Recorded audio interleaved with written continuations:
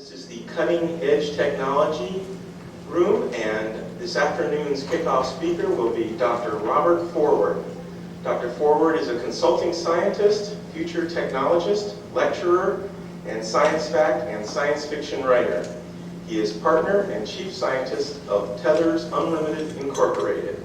Please welcome Dr. Forward.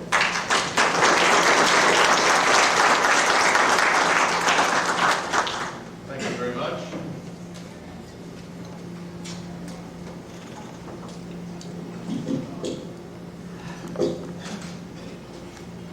Grab it.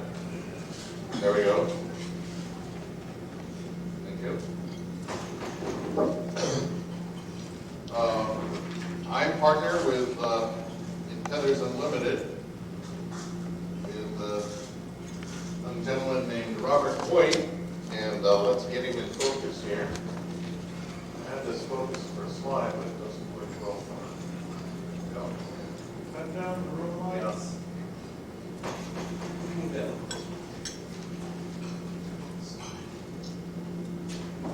There we go. That's what we did right. Started. Now we're going to focus. I have to sort of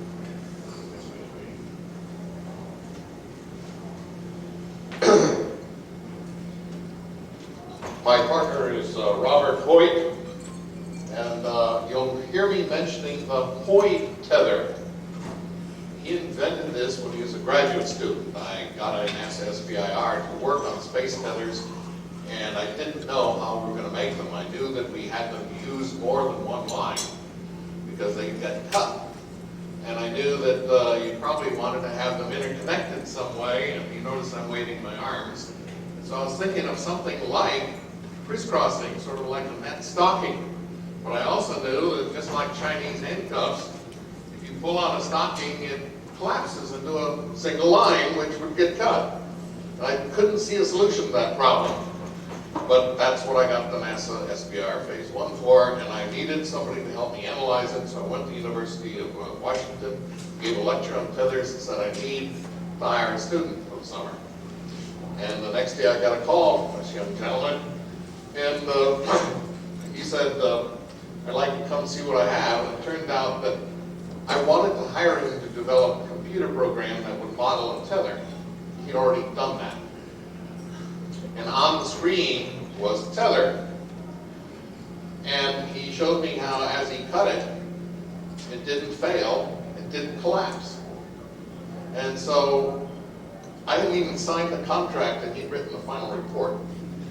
So I hired him, and pretty soon I became his partner, and now I work for him. He is president and CEO of the company, and is doing an excellent job. In fact, these slides are from an invited talk in Europe where he had his way paid by the European satellite constellation people to give a talk at this conference about our solution to the space disposal, the space debris problem.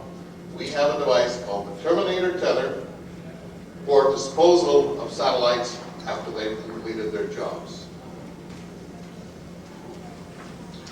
Now, some of you heard some of this before, but I'll repeat it for those that haven't.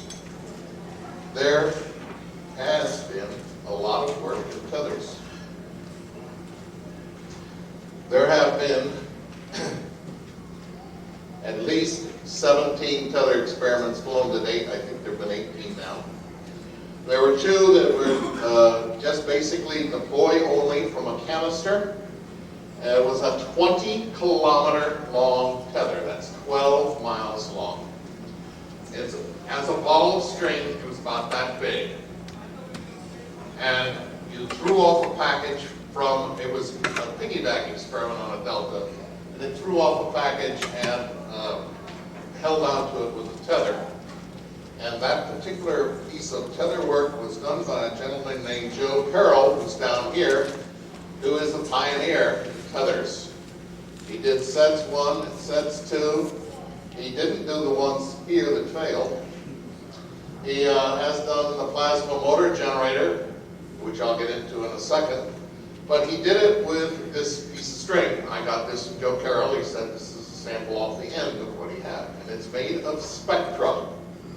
Spectra 2000 is a very tough fiber. It is as strong as Kevlar, but it weighs less, so it's better for space where weight is important.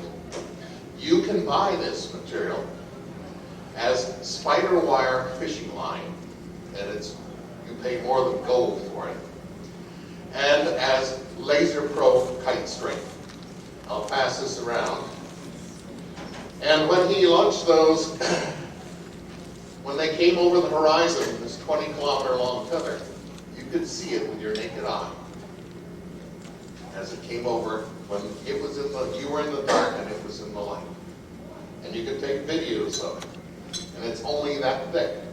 And it was 150 kilometers up. And you could see it with your eyes. So he did a lot of work. The NASA people and Lockheed Martin spent hundreds of millions. The other thing that's important is that Joe Carroll buys the string from Cortland Cable, takes it to his house, goes up to his loft. His garage is too full. And he winds it up there and tests it and photographs it and does all the certification that NASA needs. He gives it to NASA. They put the electronics on it, they give it to the Air Force, and the Air Force flies it. This is a one-man aerospace company, and he wants to stay that way. The other important thing, anyway, the important thing about this tether is that it was conducting, which is very important for our Terminator tether. It was an insulated piece of wire. It was about as thick as this. But it was, the inside was a copper wire, and around it was some good insulation and some Kevlar braid and everything else to protect it. And on the end was an Italian satellite. What the shuttle people did was push it up a little ways with about a 10-foot high mast. I think you've seen the picture. And that was enough to put it into the Italian satellite on top into a different orbit than the shuttle. And so they started to separate. And it went up very slowly, very nicely, to almost its full length of 20 kilometers. Well, Joe Carroll had flown a couple of those.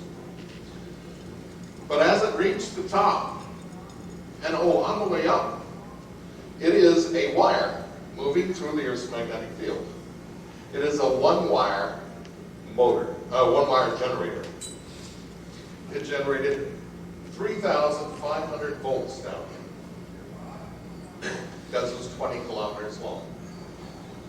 They would sometimes turn on the electron guns on the shuttle and collect electrons on the Italian spacecraft and shoot the electrons out of the shuttle and back into space plasma.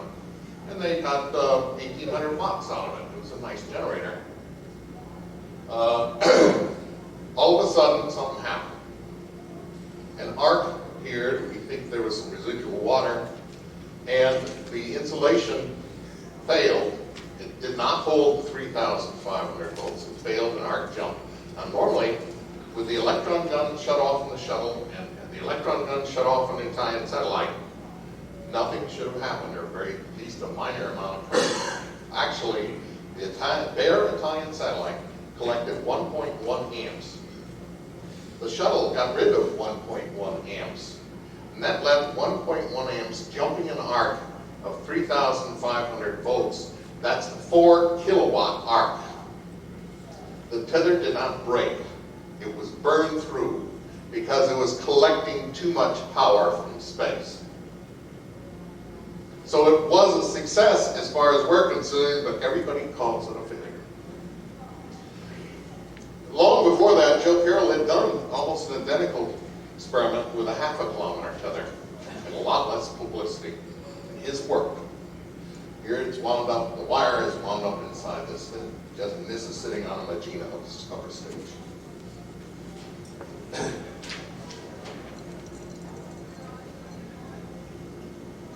There is a tether in space right now. It is called the TIPS experiment. It is funded by the National Reconnaissance Office. And back when I used to work for Hughes, I couldn't even say those words. And the National Reconnaissance Office sometime wants to think about using a tether to couple of spacecraft together, and I have no reason why. But they hired NRL, the Naval Research Lab, to build this little test setup. Consists of 2 containers with lots of retro reflectors on it, so you can shoot lasers on it and find out where the 2 ends are. And in this one, the heavier one was the deployer capsule, the deployer canister, which Joe made, which is about this big. And Joe made the tether and put it in the capsule. It is 4 kilometers long. This ended up being heavier, of course, since it had the tether in it. It's about 80 kilograms, nice and heavy, and so it's named Ralph. The lighter one is named Norton. This is a 4-kilometer tether, and it was unique in that what Joe did is he asked Portland Cable to braid the tether, not in a tight braid, but a hollow braid, and to put something up the middle that keep it puffed out. And he decided what he needed and went down to his wife's local fabric store and bought 4 kilometers worth of Canadian yarn. Cleaned it and handed it to Portland Cable. They put it in, and NASA took it, gave it to the Air Force, and they flew it. And if you look carefully, if you sort of push this, you will see the yarn inside. Now that's very important, because one time on SEDS 2, when Joe flew that piece of string, we predicted it would be cut by micrometeorites or space debris in 2 weeks. It actually got cut on the 4th day, which isn't surprising. When you calculate the area of something that's a millimeter across and 20 kilometers long, kilometers times millimeters is 1. It has 20 square meters of surface area, bigger than the shell, bigger than this world.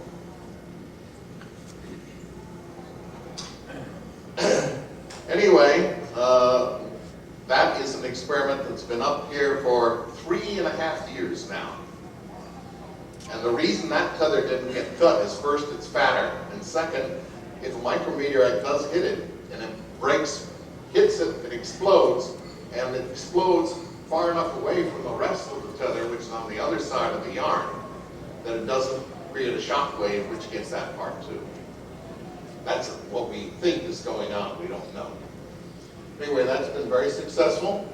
We are our Tethers Unlimited is part of a team at NASA called ProSEDS, Propulsion SEDS. Joe Carroll builds SEDS tethers. And it will again use one of Joe Carroll's tethers. It'll be a metal tether. And we will supply a non-conducting portion which will hold a ballast mass for them. And that experiment will be carried out in August 2000 as a piggyback experiment on the Delta II upper stage. It will demonstrate that as the wire moves through the Earth's magnetic field and collects current, collects electrons from the bare end of the wire, this one's not going to be insulated at the top. So it'll replace the Italian satellite. After all, it's got more area than the Italian satellite. A few kilometers of it does. And they'll collect electrons, and then on the upper stage will be an electron emitter. And it'll be a hollow cathode, which has flown in space before. And that means that you have current running through the tether and back out through the space plasma. As it runs through the tether, it heats up. Well, that's power lost. Where did the power come from? It has to come out of the kinetic energy of the vehicle. And it's about a kilowatt of drag. It's like having a kilowatt electric thruster dragging you down, and it will. It's designed to show that a metal wire moving through space creates a lot of drag and will drag down a heavy spacecraft. And that's exactly what our Terminator Tether is. We're doing a commercial version of it. But this is using old hardware. It's very heavy and much too expensive for commercial satellite use. There is no control over the tether dynamics. NASA didn't have enough money to put in control circuits. And it's also limited in that, in fact, the metal tether, which is 5 kilometers long, isn't our fail-safe design by Hoyt, and it is likely to get cut in about 3 or 4 days. So we are developing a commercial system which basically will use this kind of effect, but not this technology. We've got to have much better technology.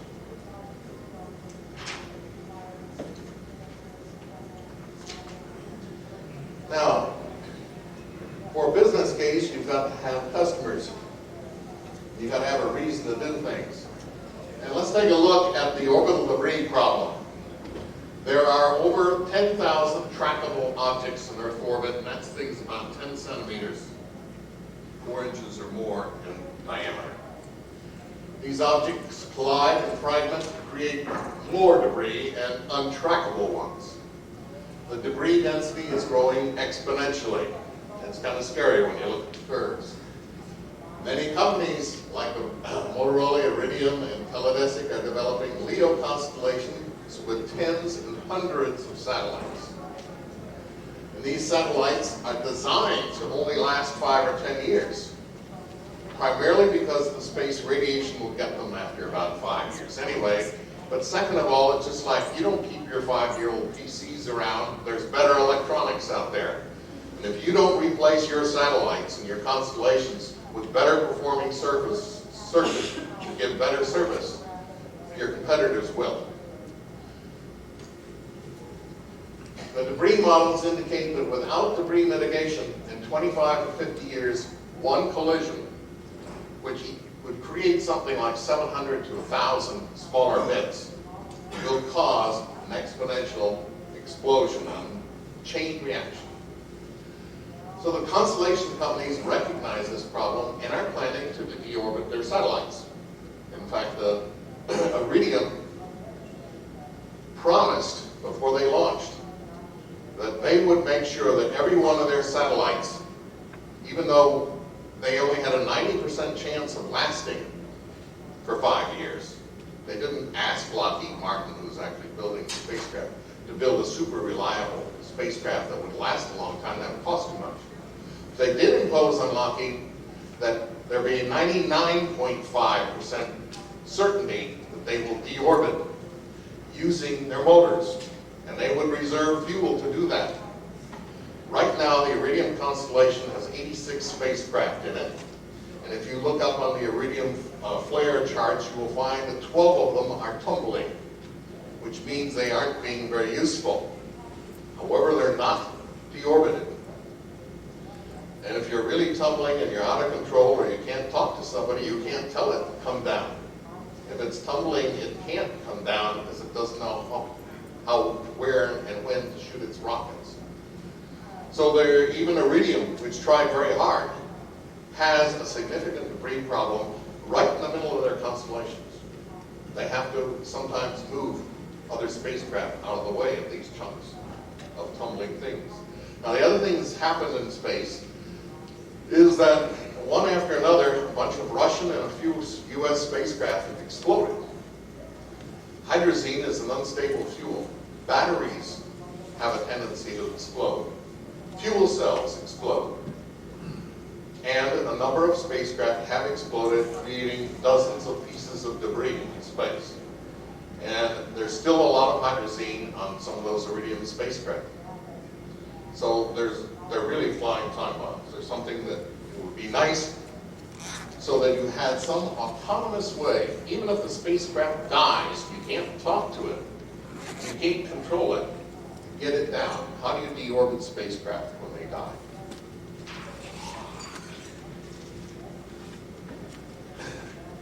What you do is you buy one of our Terminator Tethers, and this is how it works. This is the principle of tether drag. You have a vertical wire pulled through the Earth's magnetic field by the host spacecraft. And this shows something in an equatorial orbit. And the tether would be hanging down from the host spacecraft vertically. It naturally does that because of the gravity gradient forces. As it moves through the Earth's magnetic field, like this, you get a voltage induced across it. And if you have a method of collecting electrons and shooting electrons, and it's easy to collect electrons, the wire ends make contact with the space plasma. The voltage drives the current along the wire. The wire current returns through the space plasma And the magnetic field induces an electromagnetic drag force on the wire, and the drag force opposes the host spacecraft motion.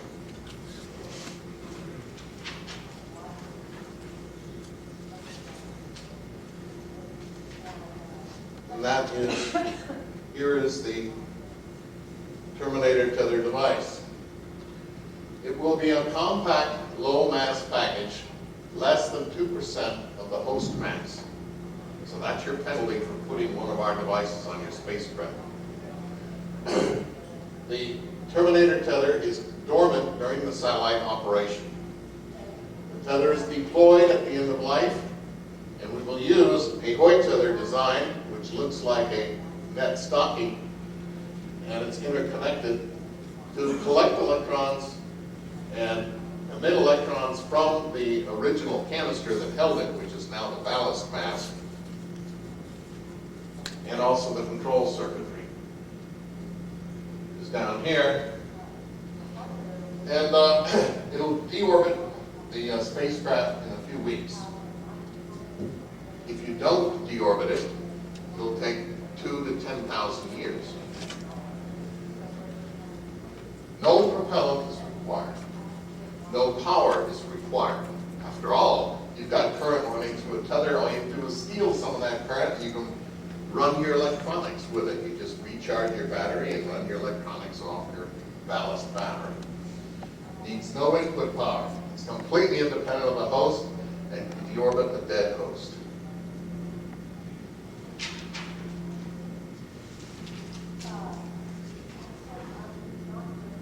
This is the generalized functional diagram I'll take you through. There is a tether deployer, sits on the spacecraft, and it has underneath it springs. And so when we get ready to go, it cuts a bolt using a thermal effect, and then it gets ejected away from the spacecraft, trailing the tether behind it. The electronics fits inside the deployer so that the tether mass shields the tether control unit during the 5 or 10 years while it's up in space from space radiation. The tether itself is a conducting multi-line Hoyt tether to assure survival over the deorbit period. And I have one in my pocket here, and I'll show it to you as soon as I get this slide off. The bare wire will collect electrons from the ionosphere along its length. And there will also be a non-conducting segment to separate the host from the voltage in case you want to communicate with the host while it's coming down. There's going to be an electron emitter on the thing, which we hope to use is what is called a spin cathode, and that is something that's used in flat panel displays and doesn't require much power, and it can emit up to an amp of current. The electronics will have a wake-up timer. Terminator Tether will just be dormant for months or weeks at a time. You'll wake up after a week or a month and check things. First thing it does is check the host temperature. A bird is dead, is cold, it's dead. It'll also, because it has receivers on it, it'll listen for what it's doing. If it's communicating, that's fine. It goes back to sleep. If things don't look right, then it will check with the ground. There's going to be an RF receiver, so it can check with the ground. It's going to have that comes later. So we'll monitor the spacecraft and the tether, and it'll initiate and monitor the deployment, and after we decide to deploy, and that's determined partially by the ground. And then once it's in motion, then we control it. Now, if you have this thing dragging on the spacecraft, the drag is down here on the spacecraft, on the tether. If you allow too much drag, it goes like this. And then the drag drops off. What's even worse if you go like that, or start spinning. So you do need to have down at the bottom some control of the current. So you have to have some smart spins. And that includes the GPS receiver, so we know what the mass is doing, what the host is doing before we deploy, because we want to deploy it down. There's also a power system. The tether itself will be a multi-strand tether, and because we're not after a century of lifetime, which we can easily get with these designs. We will not use our best quality Hoy 2 design. We will use a Hoy tape. And here's a sample of it. I won't pass this around. But what this is copper wire, no, it's aluminum wire wound and put together with copper wire. This was done on a lace machine in Scotland. Nobody in the U.S. can make this.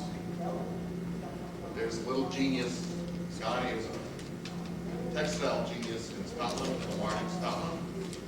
And he has figured out a way to make a lace machine make kilometers.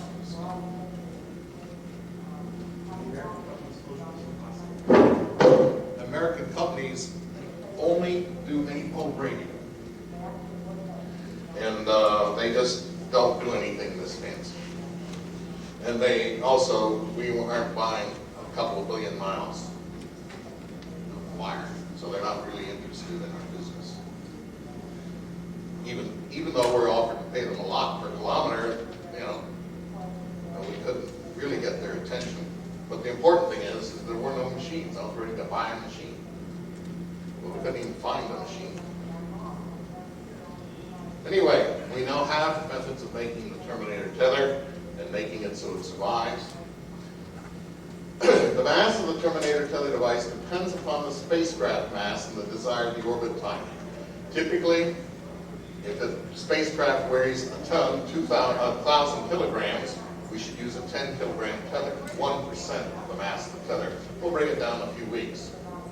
If 10 kilograms is more than you want to have, then you can use 5 kilograms, it just takes you twice as long. If you want that thing down in a hurry, put on 50 kilograms of tether to bring it down faster. So this mass is proportional to the spacecraft mass, and it's typically 1%. A half to 1%, but it can be varied. So that's the mass, which is proportional to the spacecraft, but unfortunately the deployer is proportional to the mass because it's a size thing. But we do have batteries, and electronics, and electron emitter, and cabling, and mounting hardware which don't change. So tiny spacecraft, this thing gets up to 2 or 3 or 4% of the whole mass. Typically, however, it's less than 2% of the spacecraft mass. And the important thing is that we can do autonomous deorbiting of spacecraft. Even if the thing dies, our Terminator Tether will wake up, find that the host is dead, check with ground control, and make sure the ground is saying, yes, it's okay, bring it down. And then if it does, it'll do it. It doesn't need anything from the spacecraft at all.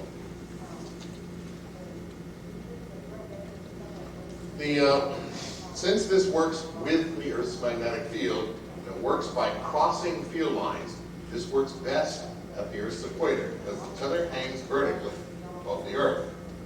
Well, at the equator, the magnetic field lines from the North Pole are coming down and are parallel to the Earth's surface. So this thing is cutting them at right angles. At the North Pole, this tether is right along the magnetic field lines, if it's at the magnetic North Pole, and there isn't any interaction. But there is later when it gets to a different part of the orbit. So this is how the deorbit rate varies with altitude. And the reason for the bumps in these curves, by the way, is that the plasma around the Earth also varies. There's a big bulge at the equator, which makes the thing very efficient at the equator, and there's other places where plasma builds up. And so part of this is just due to the fact that the magnetic field is changing with altitude, but also the plasma is changing with altitude. And this is the inclination. If you're at the equator, you get the best performance. The orbit rate in kilometers per day is 10 kilometers a day, for example. If you go to 75 degrees, where some of the constellations are in between here, then it drops to 5 kilometers a day. If it's exactly in polar, then we have very poor coupling, but we'll bring it down sooner or later. And this is the deorbit time in days. At the equator, we're talking about an altitude. Typically, for instance, the iridium's right about here, it's 750. Teledesic is going to be out here. We're talking in here about 4 weeks, and this is about half a year right in here.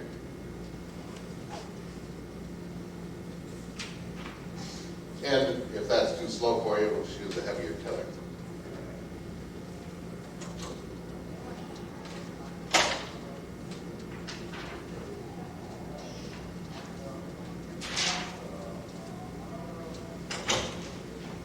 The advantage of the Terminator Tether, benefits from it, is it does not require propellant or input power. It can be very independent of the host spacecraft and can orbit even the dead spacecraft. Mass requirements and reduce the mass penalty for end-of-life disposal. It frees up your fuel for a longer revenue-generating operational time. It gives you autonomous disposal without requiring highly reliable satellite power, propulsion, guidance, and control. For example, when we talk to the Iridium engineers, we talked to them as they were building the spacecraft. Of course, we're much too late then, because you have to get in before the design freeze state. They said, where were you? Why weren't you here 5 years ago?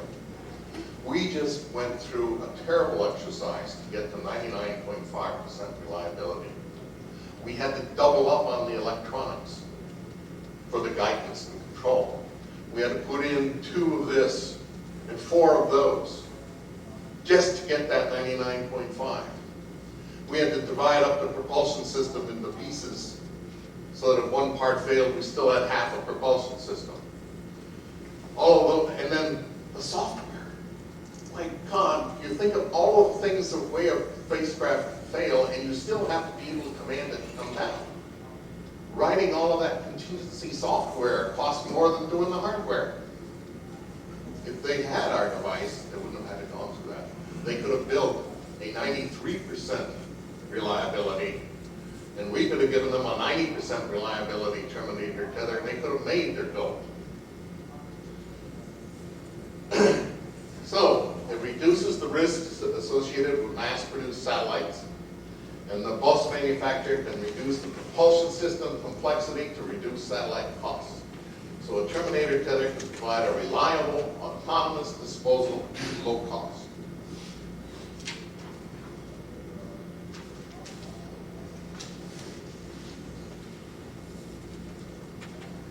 Now, when you add a tether to a spacecraft, it gets longer. And the chances of it hitting something goes up. But the important thing is not what is the area, but how long that area is up there sweeping through space. Now when you have a spacecraft that's got long wings on it for solar panels, it's roughly about 10 meters or maybe 5 meters long. And that's sweeping through space. But if it's sweeping through space for 10,000 years, it's very likely to hit something. And so the important thing is area time product. Terminator Tether improves the area time product even though it increases the area, cuts the time more, reducing the chance of collision. The tether increases the area, but electromagnetic drag is so many orders of magnitude greater than aerodynamic drag for the orbits that we're talking about, that it reduces the area time product by at least a factor of 10, typically a factor of 100. So it reduces the chance of collision with other spacecraft, generating more debris. And here is aero drag only, the area time product, and high is bad. That's the cross-sectional product of the area times the time. Here is our calculations for a 7.5 long kilometer tether, 1% of the spacecraft mass, and an effective tether collision width of 0.2 of a meter. And this is the area, and as you can see, this is a factor of 100, a couple of hundred right here.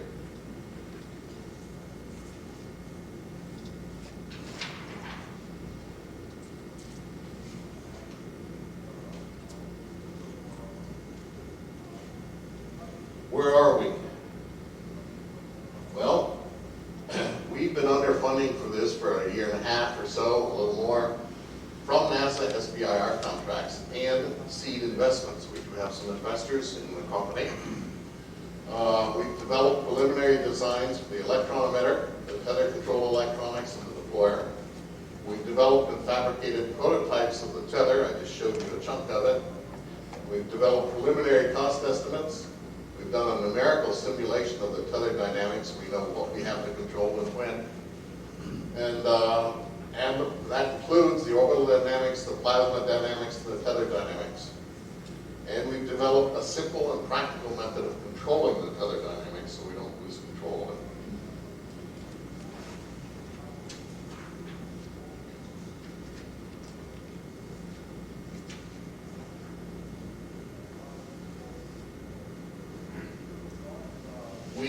Last month, we won a SBR Phase 2, and it's for $600,000 from NASA at Marshall for the development of this Terminator Tether.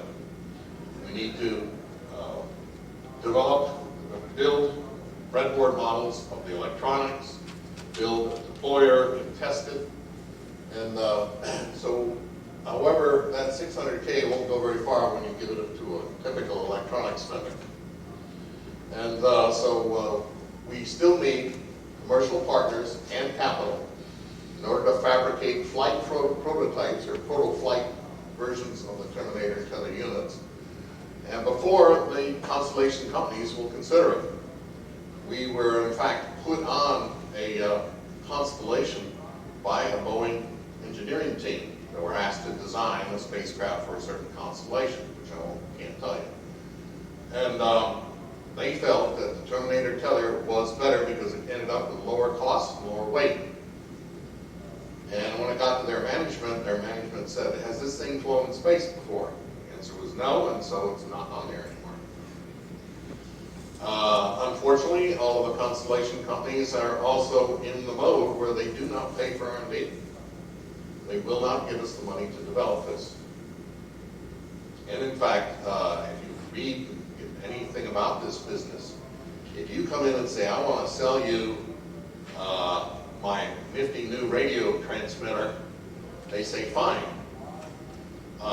If you build them for us, and we'll make you a partner for 5%, but we won't give you any cash because we don't have any, we got stock. And once we get them up and we have customers, then of course you'll be rich, fabulously rich. And we can't play that game either. So we're seeking commercial partners and capital for fabrication of the prototypes and a flight demonstration of a Terminator Tether 3 times. We're going to test one of them, a lot of diagnostics on one flight. It'll be a piggyback. We've already got a deal with the Russians for getting launches for $350K, which is a real bargain. Typically, a piggyback launch costs you $1 to $2 million. And we will then fly a second one with 2 units on it. We'll demonstrate that we can bring down the upper stage 10 miles or so, and then cut it loose and then demonstrate the other one. That way we can demonstrate enough reliability, provided all 3 work. Then we should be able to get customers, go into production. And the interesting thing about this game is that we can sell these to every satellite that goes up, and every upper stage that goes up.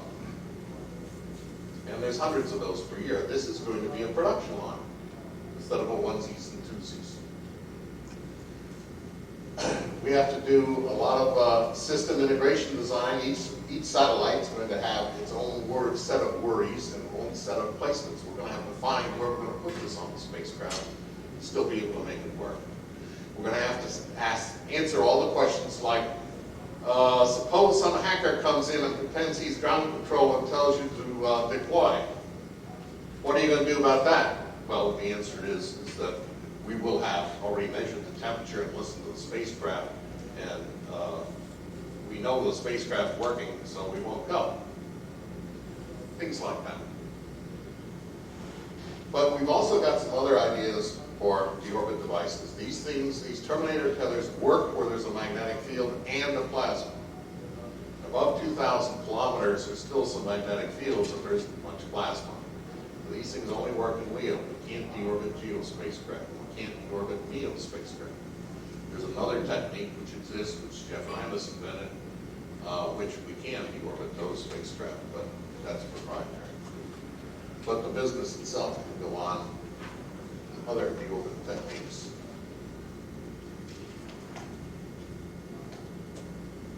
So the future plans are to have a subsidiary to Tethers Unlimited called Deorbit Corp. They'll supply full deorbit services. And basically we'll be looking for investors to build up this company and then go public with Deorbit Corp. We will do deorbital cleanup. And one of the things we can do is make a device called the Remora Remover and an orbit speeder. We will send up an intercept vehicle, which normally is designed to hit something coming at you at high speed, and now we're just going after something that's in a regular orbit. If you don't have to hit it, you want to rendezvous it with a rogue spacecraft or large pieces of orbital debris. It attaches the Terminator Tether to the thing that you want to pull down, and then the Terminator Tether disposes of the rogue satellite. We will need a major aerospace partner to build the intercept vehicle. But it is a cost-effective cleanup for use of useful orbits. And we have other ideas for if we have a rotating tether, we can also go up to a constellation, pluck one of the dead birds out, bring it down, and dump it. In the process of dumping it, we'll get energy enough to haul another brand new spacecraft up and put it back in where the dead bird came from.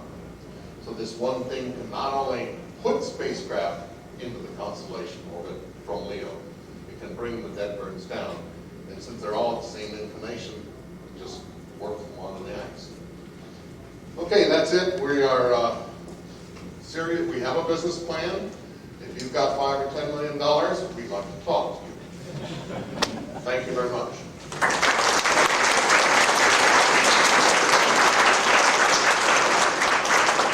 Somebody with their own lights, please. 10 minutes for questions? Yes. You mentioned you have developed a simulation of tether dynamics and a simple control scheme. Is it correct that you mentioned you had this GPS receiver and monitoring the dead mass dynamics and the host altitude and then controlling the current of the tether to make it adjustment? Right. That's it, basically, just controlling that one? You just control the current. What's happening typically is as you go from day to night, the plasma gets much stronger where the sun is lying on it. And so you get more force, you start doing this. And sometimes, while the spacecraft's going this, sometimes it'll go that way too. So you start noticing these oscillations. And what you do is when it's going this way, you don't do anything. When it's going that way, you don't use as much current, so it doesn't go as far that time. So that effectively dampens it. But you can keep it taut and not develop bad modes along the lane. Definitely not bad modes. Yeah. And because anyway, those are higher order modes. We know what those are. We've looked for them. I don't think we've even seen them. It's basically the vibration in this direction. We do get some vibration in this direction, but if you damp this damps too. When you get any kind of like a rotating over, hanging down, rotating. Yeah, well, that just is a combination of this plus that. But the important thing is this one is at one frequency and this is another. You can actually separate them by the frequency. This is half the orbital period, and that's the square root of 3 of the orbital period. Yeah. I've recently had a chance to get involved in some of this constellation design, and one of the problems is you have to design it to capture the revenue the market that's going to capture when it's fully deployed, but at the same time you want to make money in the short term when, let's say, 4 of your 24 are up there. I was wondering if you had looked into the possibility of using the tethers to reconfigure constellation. For instance, going from 4 very high to 24 rather low, cover the Earth in a different sort of a way. Yes, in fact, the other aspect of these tethers is that if you pump current through them from a power supply, and all of these communication systems have a couple kilowatts in them, they mostly use it for communication, but they could save some of it and use it for propulsion. Well, they have to. They use electric propulsion now, but it uses a gazebo. which is not only expensive, but you use it up after a while.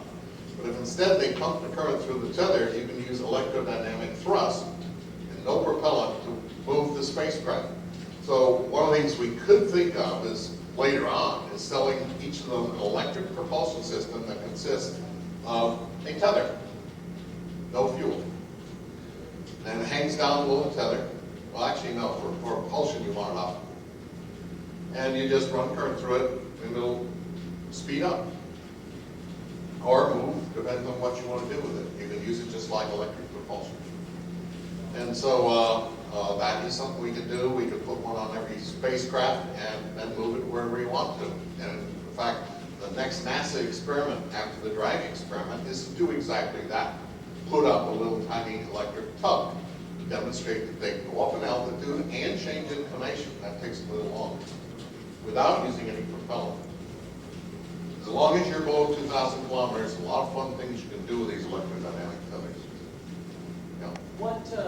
How do you handle, suppose that you do wake up and the satellite is already tumbling? Okay, tumbling. What we're going to have on the box, I didn't go into it, is a method of telling what the spacecraft is doing before we initiate the deployment. We'll have our own essential cheap little inertial guidance unit. All we need to do is which way is up. And we wait until we're pointing at Earth before we fire the thing. We can we don't fire it, we shoot it off the springs. As long as we get within 30 or 40 degrees of vertical, it'll go down.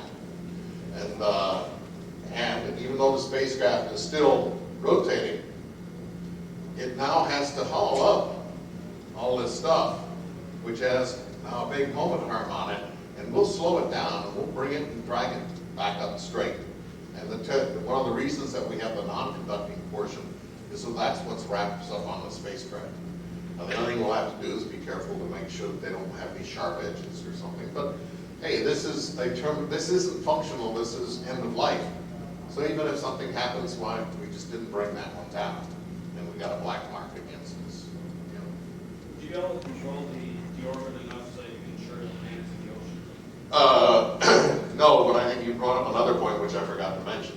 That ground control will also allow us, as we're bringing the spacecraft down, if we see that we're going to cross over another satellite's orbit, just about the time it's going to be there, we will use ground control to stop the rate of descent.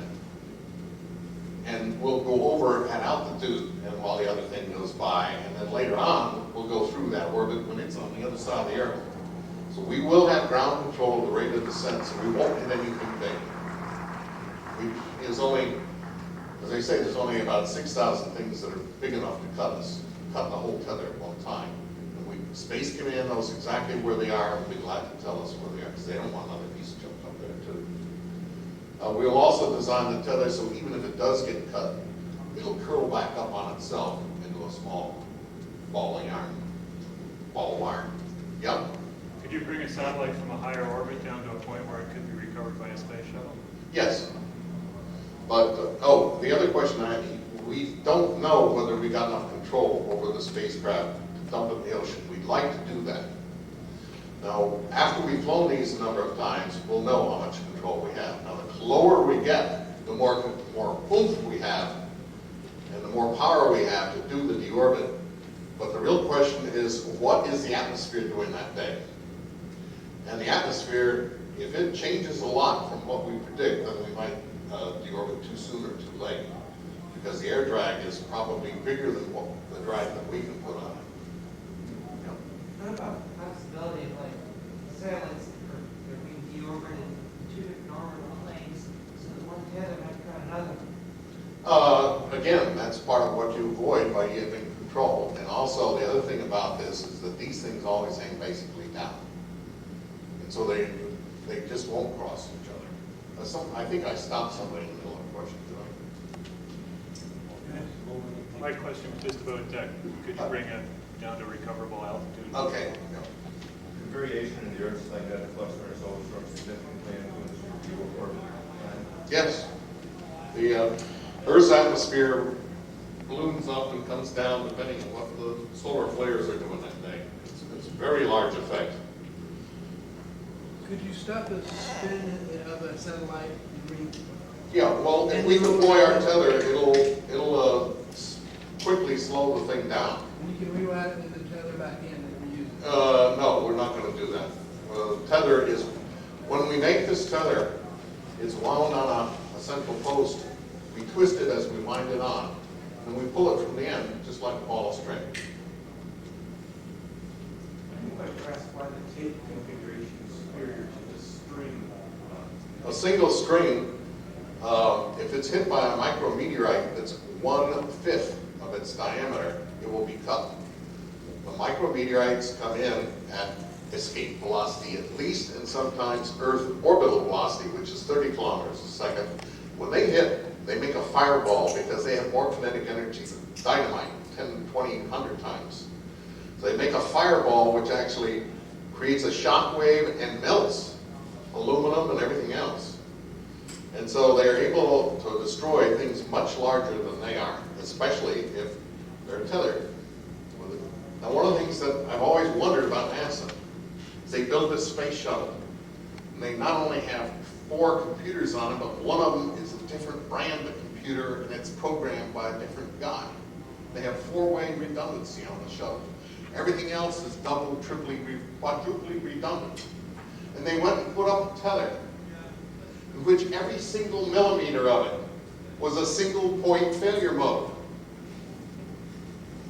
If they had been using our multi-strand tether, it would have arced, and one of the lines would be cut, but it'd still be there. Yeah? Are these smaller LEO satellites, will any of them just burn up in the atmosphere? Oh, they all burn up. They're all basically hollow boxes with a bunch of electronics sort of wandering around the inside.